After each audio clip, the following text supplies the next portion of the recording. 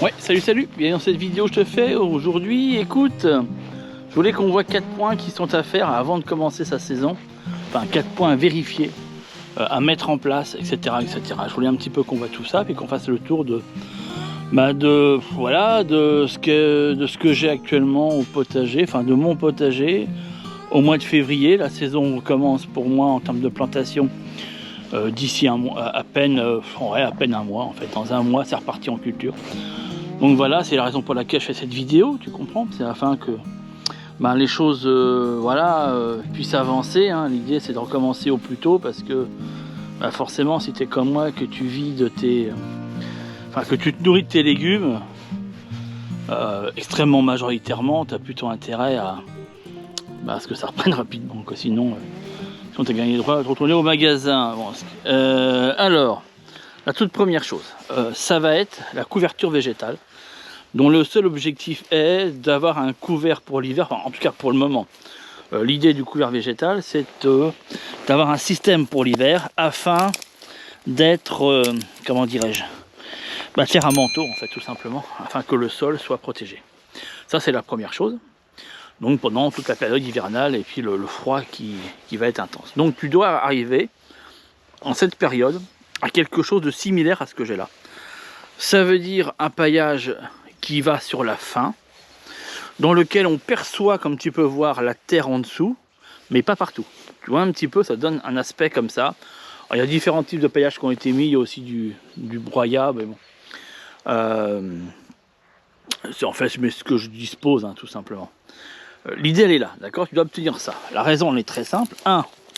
Parce que là les pluies abondantes vont reprendre, d'accord? Une partie de février, mais surtout, j'ai envie de te dire autour de mars-avril, d'accord? Et si ton sol est trop paillé, eh bien le problème c'est que l'eau ne va pas pénétrer. Ça c'est un principe tout bête, donc il ne faut pas non plus qu'il y ait un paillage important.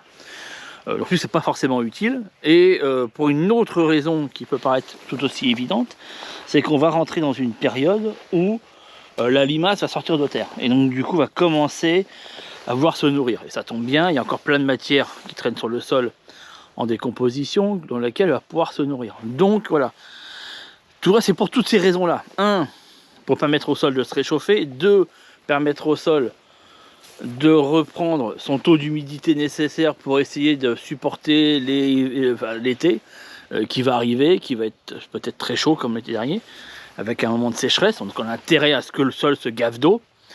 3, éviter des ravageurs éventuels qui viendraient sur nos cultures que l'on va mettre en place, et sachant qu'en plus les premières cultures que l'on met en place sont très appréciées par les limaces, donc tout intérêt à faire ça.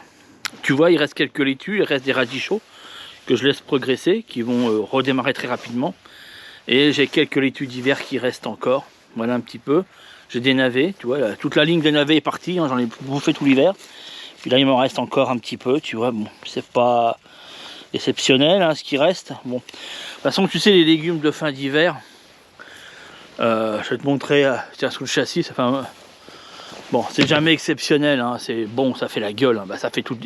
T'imagines bien, c'est des choses qui sont là depuis le mois de octobre. Donc, tu vois un petit peu. Donc voilà un petit peu. Donc voilà, tu vois, ça c'est ce qui me reste de chicorée. Ça c'est mes derniers. Voilà, j'ai bouffé celles qui étaient sous la serre et puis il me reste encore celles sous les châssis que je vais mettre qui vont redémarrer tranquillement.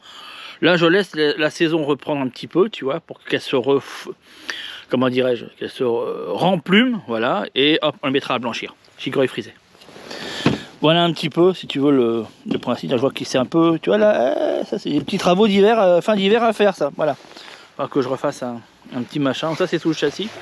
Il faut que je fasse gaffe avec le plastique. Je passe un petit coup dessus, tu vois, histoire qu'il soit un peu plus clean. Parce que j'ai quelques blanchiments naturels qui se font, tu vois, sur les chicorées scarole. Donc voilà, si tu veux, voilà, c'est toujours cette période où ce qui reste en terre est pas, voilà, bon, il faut que ça replume, et les choux il m'en reste 2 là-bas, comme tu peux voir, on va aller faire un tour après.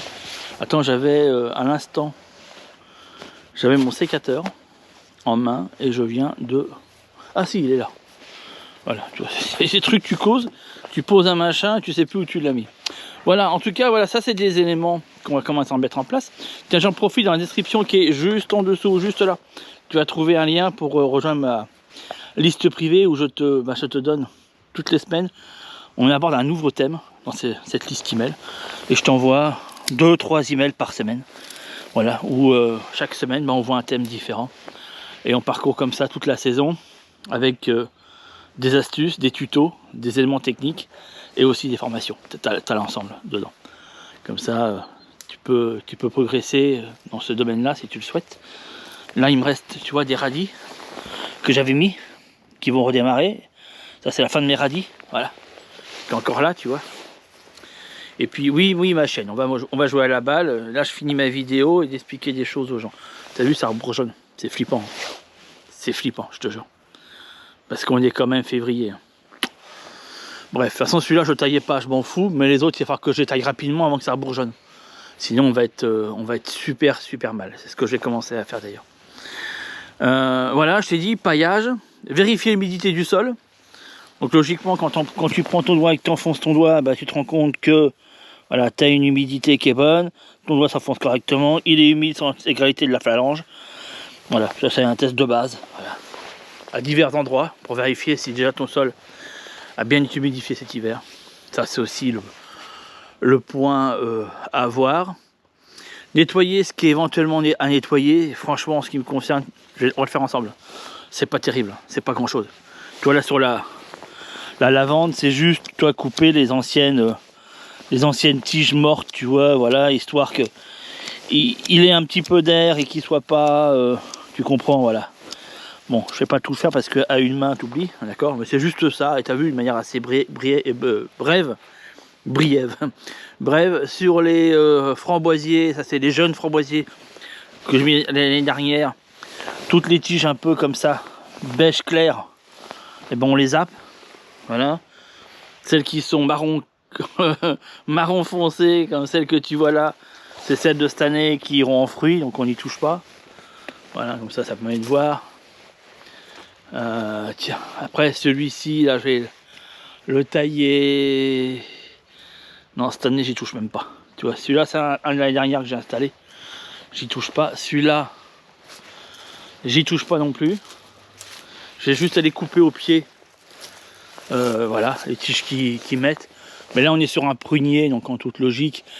Sur les pruniers, on ne fait que des tailles. J'en profite en même temps, tu vois, c'est des trucs qu'on doit faire. Hein. Voilà, ça, c'est des points à vérifier avant de commencer la saison. D'accord. Sur les pruniers, généralement, on ne coupe que le bois mort. Voilà. En gros. Hein. En gros, on ne touche pas au reste. Le prunier n'aime pas trop la taille. Il n'aime pas trop ça. Ça, c'est mon porte-greffe. C'est un pommier en porte-greffe. Je vais tailler très légèrement. Très légèrement. Vraiment très légèrement. Celui-là, il date de l'année dernière. J'y touche pas. Je laisse comme ça. Donc on touche à rien. Tu vois un petit peu, moi ça va vite. Hein. La vigne à 3 yeux. Je l'avais faite avant de partir. Je l'avais faite. Donc il n'y a pas grand chose qui va se refaire. On fait un tour vite fait, mais en toute logique, non, il n'y a rien à faire. Voilà. J'avais fait ça en mois de décembre. Je revérifie si c'est correct. Ça, par contre, je ne l'ai pas fait. Donc là, c'est le cassis. Sur le cassis, tu vires toutes les branches. Attends, on va faire le tour. Tu vires toutes les branches qui sont. Comment dirais-je, toutes les branches qui sont beige clair.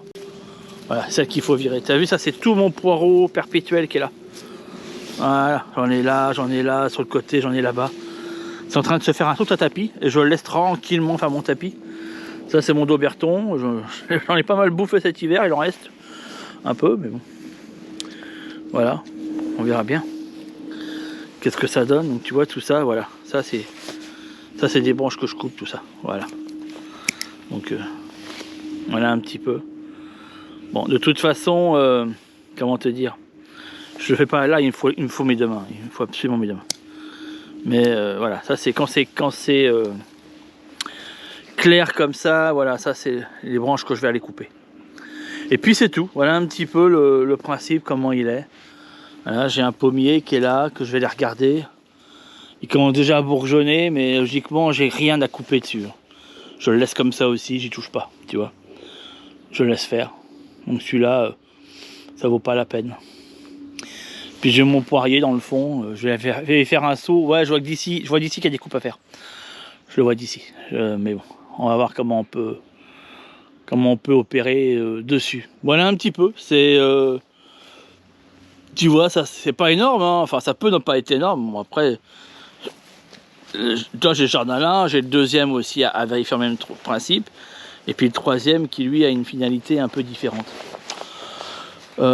Voilà, bon après selon la surface que tu as, ça va prendre plus ou moins du temps, ça va dépendre de tout un tas de paramètres. Mais voilà, tu vois, ce sont tous les petits points que l'on peut vérifier. Tout ce qui est Aventis, je les enlève pas pour l'instant, je me fais pas chier, je laisse tout ça, ça n'a pas d'intérêt. Les Aventis, je les vire que quand j'ai besoin de mettre en culture. À l'endroit où j'ai besoin de mettre en culture, sinon je laisse, je m'enquiquine pas avec ça. Et ben je te laisse, je te donne rendez-vous dans une prochaine vidéo. Allez, à très vite.